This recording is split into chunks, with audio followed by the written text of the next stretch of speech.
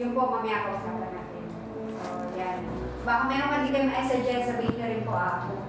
Yun sabi ni Sis Jerica, may teacher na yung authority, yung isang ano lang, is it effective ba? Effective ba yung gano'n? O mas gentle, yung mas susuyuin mo sila.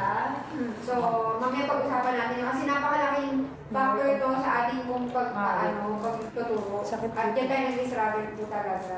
Actually, dati pa po natin ito yung pag-uusapan nila. Okay. So, yun po. Baka may suggestion din po kaya sabihin. Okay na po yung Jerica.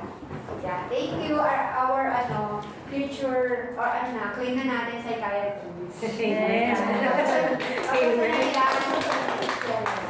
Bagay nga sa itsura niya talagang psychiatrist. Ipag-pray natin yung... Kailan yung birthday exam niyo? Sa August. August na. Ah, Ganun lang po. Pag-pray natin ng 1 day lang. Oo nga. Ganun po yun lang. Kailangan natin maraming psychologists ngayon, di ba? Psychometrician. Yan ang ano natin sa ating community natin ngayon. Yung mental health, di ba? And yun, baka may apply, may messages ka din sa amin sis kasi napag-aralan niyo yan, di ba? Yung behavior ng mga tao. So baka sa mga bata meron ka din. Pwede mo kami seminar. Paano, Pero sabi niya nga, di ba, kailangan mo mahanap, di ba? Depende sa kung sino yung kaharap mo or ano yung technique. Lalo na mabait ng mga bata. Siguro Lalo kung na kunyari, pag-level 2. pwede sa first service, gentle ka. Eh, sa second service, hindi ko pa rin gentle. Sa second service naman, never, ay, ano? Ay, sorry po. Sige, Ate Ben.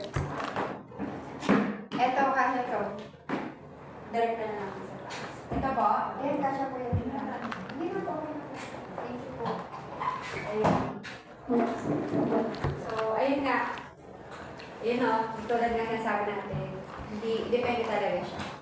Yan po. So, okay na po yun. Sis Cristel, our newest family sa ating community. Yan. Siguro, kamusta ako personally. Super blessed ko, lalo na sa family. And super thankful din po ako kay Lord. Tapos, sa school naman po is nakakabuo na po ako ng SCOM po, OT-OT po. Wow, praise God. Tapos po, yun yung din yung longest period ko din po na maka-share sa mga classmates ko. Pero nung 3 days po, itong 3 days, ano po, namin, yung pagpasok namin is nakapag-share na rin po ako ng testimony ko sa buong classmate ko po. Wow. Tapos po, ayun. Tapos po, yun din po yung super blessed din po kasi ako, patuloy po ako ginagamit ni Lord dun sa pag-share ko ng mga word of God sa kanya. Tapos po, siguro, dito po sa teacher, marami pong ako natutunan. Nakaano po ako, yung nai-improve po yung public speaking ko kahit sa mga bata lang po. Kasi po, sobrang maiyak po talaga ako. Tapos, nai-apply ko sa labas. Ganun pala yun, kailangan panunurin ko muna sila ng video para maipaliwanag ko sa kanila. Alam mo yun?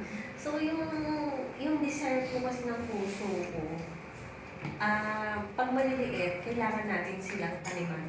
Yes. Yung mga hindi na gagawa ng parents, kailangan pwede natin magawa sa kanila para later on, paglaki kasi nila, ang Diyos na yung bahala mag-deliver. Kasi hindi naman natin expected na mag-stay talaga sila dyan eh. So, yung community ko po, hindi po siya naka-register talaga sa church. Kasi tinanong ko po si Ate J, kasi people come and go eh. So, walang assurance. Kaya ako, community ko, dalawa po, Don March at Natividad. Ang struggle lang talaga namin ngayon is, yun nga, yung una, syempre yung pagkapakain. Kasi expected mo, minsan 5 lang, tapos biglang dumadagsa po yung bata. Kasi pag nagyaya yung isa, ang dami. Minsan, maabot ng 15. So, yung on the spot na nagtuturo ka, syempre, konti lang yung dala kong pagkain, di ba? Hindi mo alam kung paano mo masustain yung ibang bata. Kasi yung ibang bata sabihin nila, teacher, nagugutom na ako. Ano gagawin mo, di ba?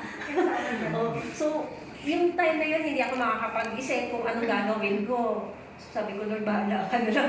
Bakit? Paano nangyari? bahala ka na lang po.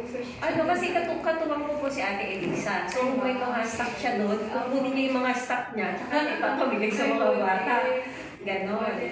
Biglang, ano kasi, yun yung struggle ko. Sabi ko, Lord, tulungan mo na lang ako kung paano gagawin ko dito sa mga bagay na to. Hindi ko na kasi kaya, di ba? Yung pag-provide. Kasi syempre, ako rin po, kailangan ko rin i-provide yung mga needs ng mga anak ko. Kumbaga sabay siya, pero worth it. At saka, grabe po yung joy na mararamdaman natin. Lalo na pagka, alam mo yun, yung mga, katulad po sinabi ni Ate Elkin, yung mga bata na mag-share sa'yo na, ate, ganito, ganyan mga dinadaanan namin sa bahay.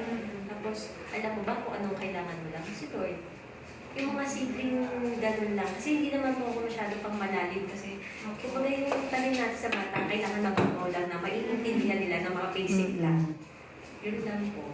Kaya thank you sa ginagawa ng Lord sa buhay ko kahit maraming challenges, battle sa buhay. Kailangan lang, tuloy lang. Kasi ito naman po yung mission at saka purpose natin. Praise God, naka-inspire ka po. Kamusta naman yung personal niyo po, kayo po, personal niyo po. Na ano, Kamusta po kayo? marami din akong battle sa buhay, pero bahala na ang Lord dyan.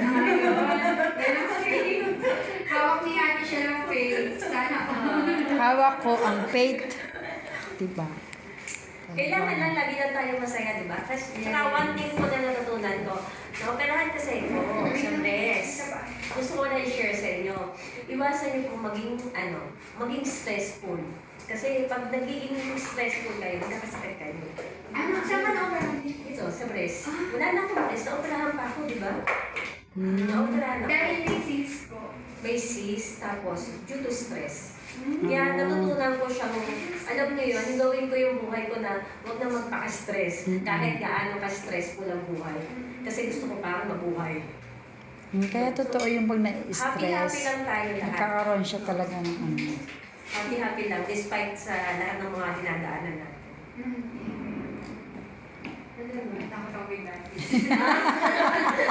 Bawal mo stress.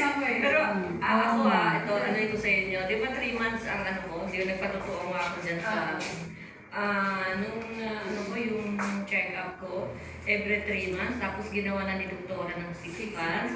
Kaya sabi ni doktora, oo nga naman, yung mga record mo, wala ka namang mga laboratory, wala ka namang mga reseta, kung bakit nga ba hindi na natin gawin 6 months? Sabi ko, sige doktora, pagkatapos ko ng 6 months, once in a year na lang. Tapos no more na. Tapos no more na. Diba? Kailangan talaga may proseso. May proseso. Hindi tayo kaagad-agad na, kasi tulad na lang ko talagang sa community. Buti na lang yung community ko sa bungad lang. Ano sila dun Hindi siya masyadong, yung ano doon parang subdivision talaga. Kaya malinis yung lugar. Nag-effort po talaga kayo na. Ayun. Thank you po sa reminders din po sa amin. Talagang kami bata pa, pero may mga nararamdaman kami. What more, no? So, talagang we have to watch out sa ating mga kalusugan. Tama yan, yung stress na yan, malaking factor yan. At yun yan. Kaya, kaya pa-stress. Yan, thank you, Ate Shell. Ayun, no? Last na lang, bago tayo mag-move on siya. Ano po mga primary needs sa community kita at ating Siguro po, yung materials. fun? Ganito po yung discard namin sa B1. Yung pagpangkain ng mga bata. Bali, di ba binibigyan allowance pa yung mga life leader? Pinamagdasan po kami para dun sa Kiddos Ministry. Para dun sa pangkain nila, merienda every week. So, yung fund niyon, nagagaling sa mga life group leaders. Ambag-ambag. So, ganun po. Baka pwede po makahingi ng tulong ng support sa mga barangay coordinator. Pwede ba yun? Pwede, kasi Sa pagkain. inano ko na rin yung kay Brother Erwin. Kasi di ba ang problema ng aking mga wala silang pang-load. Yan ang problema. Pero hindi naman nasolusyonan ni Brother Erwin. Wala naman siyang solusyon. Baka, pwede nyo kung sana po ma-open din sa barangay.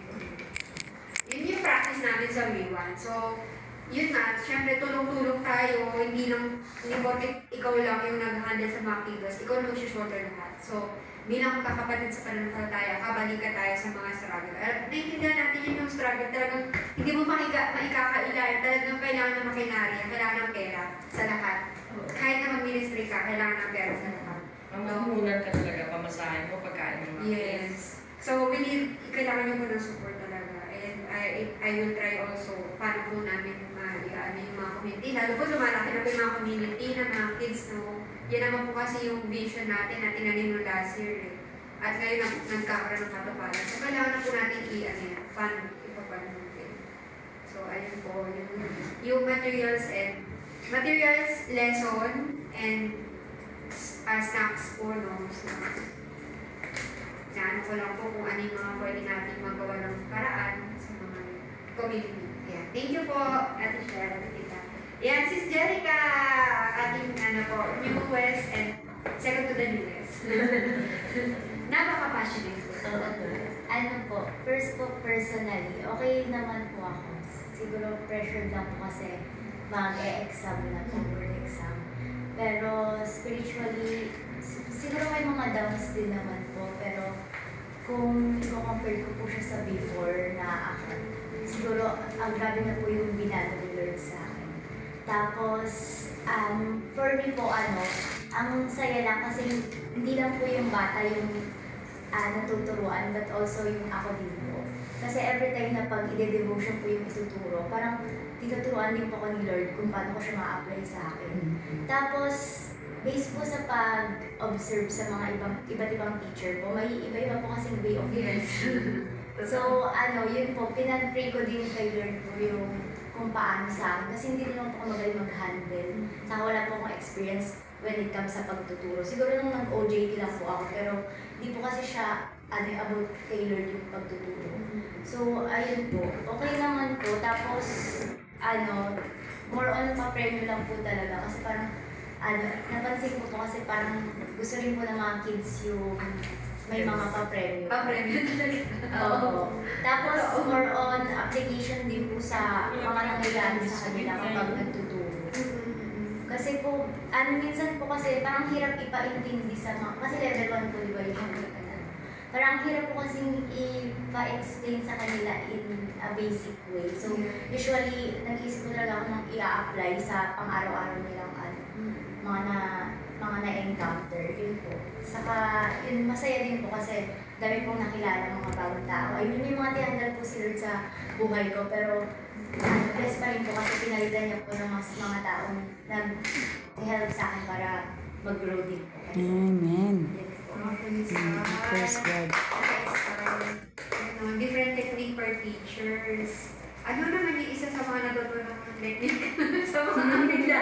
Yung sa GPS po kasi iba-iba, may iba po kalmado lang, yung iba po talaga strict po talaga. So, depende po talaga kasi ang sa akin po kasi more on, hindi po sumisigaw eh. Pero may iba pong teacher talaga na yung konting salita pa lang nila, tumatahimik na po yung mga kids. Paano kaya yun? Sino na po yung sa GPS?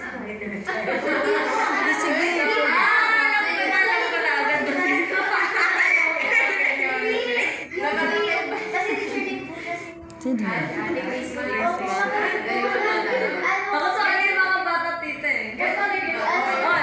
hindi ko tatahimik. Parang kaya niya po. So, parang sabi ko, ang dali lang na yun talaga may authority. So, iba-iba po talaga. Pero may iba rin po na gentle lang. Yung kay Teacher Gil po, na nag-assist ako sa kanya, gentle lang po pero napapakinig na rin po yung so, may iba-iba po talagang technique. Siguro mas okay po na makahanap yung sariling technique. Tsaka, depende din sa harap ng bata siguro. Eh, kung naman anak pala. Ako ka, tita. Coffee macchiato? Ano, ito po. Caramel macchiato. Ito po. Macchiato. Caramel macchiato. Caramel macchiato rin. Ito po macchiato. Thank you. Ano sa'yo? Spanish bread. Spanish bread kay Teres. Carla, isa pa. Isa pa para cheese. Macchiato po. Kaya ito pa. Ano po yun sa'yo? Ito din po, macchiato. Ano po? Sino pa macchiato? Spanish. Spanish bread daw si Cherry. Spanish to? Spanish. Spanish din yan. Oh, hindi watermelon yan. Yan, kay Carla yan. Yan, ano yan? Macchiato. Masyado. May Macchiato. straw pa po. Pwede ba straw na? Straw. May straw pa po.